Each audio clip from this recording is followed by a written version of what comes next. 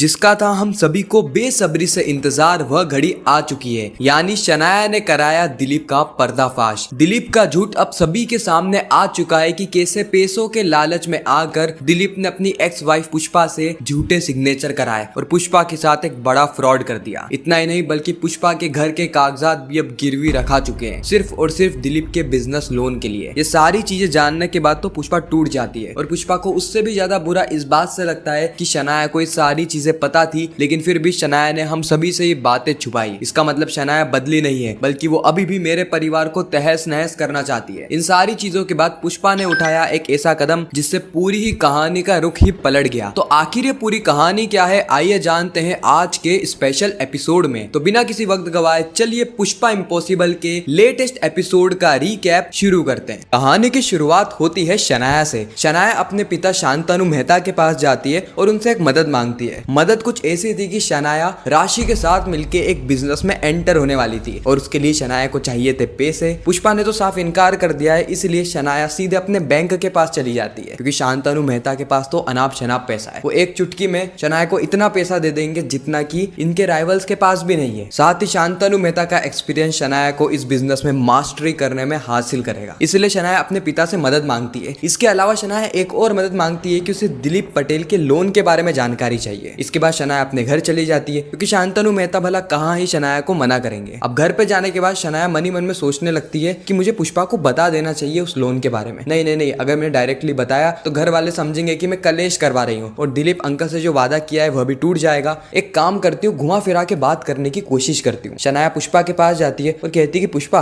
आज दिलीप अंकल का जॉब का पहला दिन है ना, तो क्यों ना तुम उन्हें सरप्राइज दो उनके ऑफिस में जाकर। पुष्पा कहती है कि वाह शनाया वाह, क्या आइडिया है। मैं काम करती हूँ, उसका फेवरेट हलवा बनाती हूँ और सीधे उसके ऑफिस में ही पहुंच जाऊंगी ताकि उसको सरप्राइज मिले। शनाया मनी मन में सोचती है कि अब दूध का दूध और पानी का पानी हो जाएगा, पुष्पा को असली सच्चाई पता लग जाएगी। इस तरफ हम देखते हैं चिराग को। चिराग मनी मन में सोच रहा होता है कि शनाया का आइडिया तो बढ़िया है, आज मनवा का भी ऑफिस का पहला दिन है। मैं काम करता हूँ, उसके लिए गिफ्ट लेता हूँ, केक लेता हूँ, बुके लेता हूँ और सीधे पहुंच जाता हूँ उसके हॉस्पिटल में। वहां पर अगर वो मुझे देखेगी ना तो उसके चेहरे पर खुशी देखने लायक होगी। इस तरफ हम देखते हैं मनवा को, जिसको कि मौलिक का मैसेज आता है और मौलिक का कॉल भी आता है, जहाँ पे मौलिक मनवा को बधाई दे रहा होता है कि आज उसके ऑफिस का पहला दिन है तो अच्छे से काम करना। मनवा इस वक्त तक थैंक यू कहकर कॉल को काट देती है। मनवा इस वक्त तक नाराज नजर आ रही थी क्योंकि चिराग ने ना तो उसे कॉल किया ना ही मैसेज किया, बस देखकर इग्नोर कर दिया, जैसे उसे कोई फर्क ही नहीं पड़ता हो कि मनवा ऑफिस जा रही है, उसका पहला दिन है। कम से कम उसे कांग्रेचुलेशन तो कह सकता था, लेकिन ऐसा भी नहीं कहा। इतने में वहां पर आ जाता है बापुद्रा आरती की थाली लेकर। सुशीला उसकी आरती उतारती है और बापुद्रा कहता है कि तू टेंशन मत लेना, आज का दिन तेरी एक नई शुरुआत है, एक नई शुरुआत, एक ऐसी शुरुआत जहां से मनवा सारे ही पेशेंट का दिल जीत लेगी और सारे ही पेशेंट की फेवरेट बन जाएगी, ये बापुद्रा की बेटी। खैर इसके बाद मनवा यहाँ से निकल जाती है और बापुद्रा सीधे फोन लगाता है चिराग को। चिराग को फोन लगा के कहता है कि चिराग, प्लान सक्सेसफुल, अब आगे की बारी तेरी है। हाँ, मनवा थोड़ी सी नाराज लग रही थी क्योंकि तूने उसे विश नहीं किया है। चिराग अपना पूरा प्लान बताता है कि कैसे आगे जाकर हॉस्पिटल के अंदर वो उसे बड़ा सा सरप्राइज देने वाला है। ये बातें सुन के तो बापुद्रा बहुत ज्यादा खुश हो जाता है। इस तरफ हम देखते हैं पुष्पा को, जो कि सारा सामान वामान लेकर सीधे पहुंच जाती है दिलीप की कंपनी की ओर। हालांकि दिलीप ने झूठ बोला था कि ये कंपनी में वो काम कर रहा है, इसलिए रिसेप्शनिस्ट से बात करने के बाद पुष्पा को पता लगता है कि दिलीप तो यहाँ पर काम ही नहीं कर रहा है। वो कहती है कि अरे उसने आज ही ज्वाइनिंग करी है, आप एक काम कीजिए, आप चेक कीजिए। लेकिन रिसेप्शनिस्ट बताती है कि नहीं नहीं नहीं, दिलीप पटेल नाम से तो कोई भी ज्वाइनिंग नहीं है और उल्टा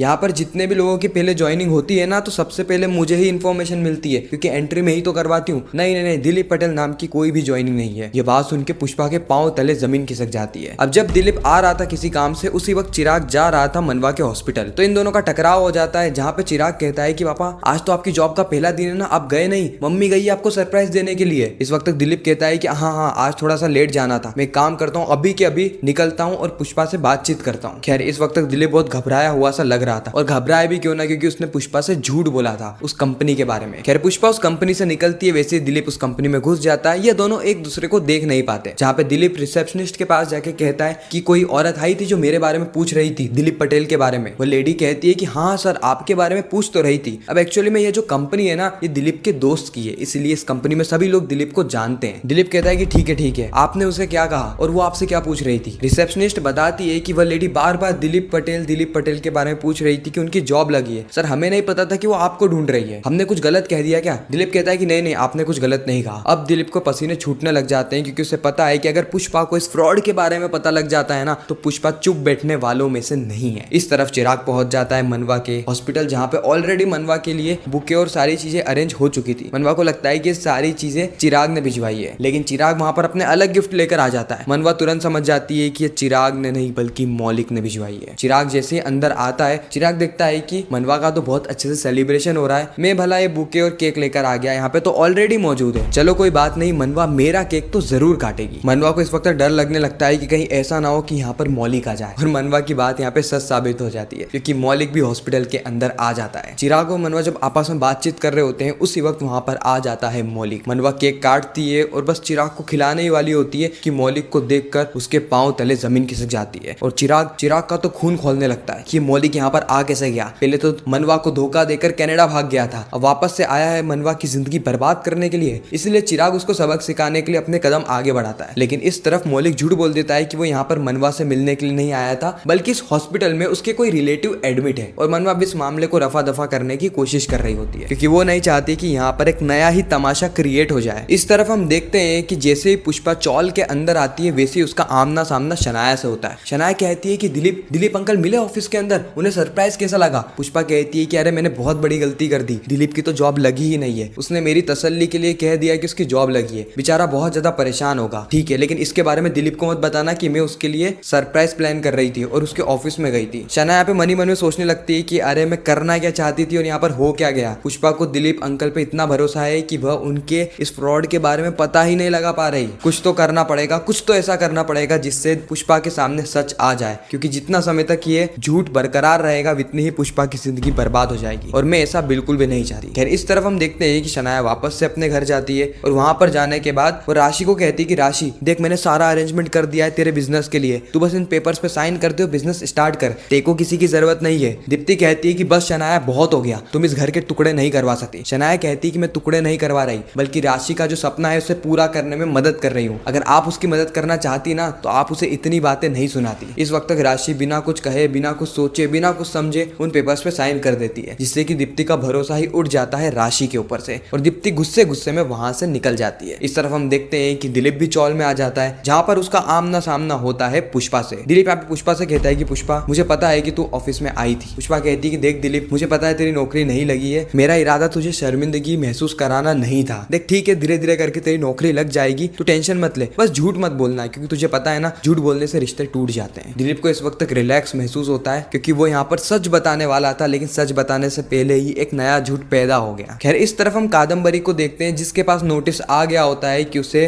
वापस से कोर्ट के अंदर जाना पड़ेगा क्योंकि पुष्पा ने सुप्रीम कोर्ट में अपील डाल दी है केस को रीओपन करवाने की और कादम्बरी को सजा दिलवाने की। तो अब कादम्बरी भी पूरे जोश के साथ, पूरी ताकत के साथ पुष्पा की जिंदगी बर्बाद करने पर तुल जाएगी ताकि पुष्पा कोर्ट के अंदर, सुप्रीम कोर्ट के अंदर इस मामले को बदलने की कोशिश ना कर पाए। खैर इसी के साथ ही खूबसूरत एपिसोड यहाँ पे समाप्त हो जाता है। आपको यह रिकैप कैसा लगा कमेंट सेक्शन में जरूर बताना। बाकी मैं मिलता हूँ आप सभी से किसी नेक्स्ट इंटरेस्टिंग वीडियो में, जब तक के लिए गुड बाय।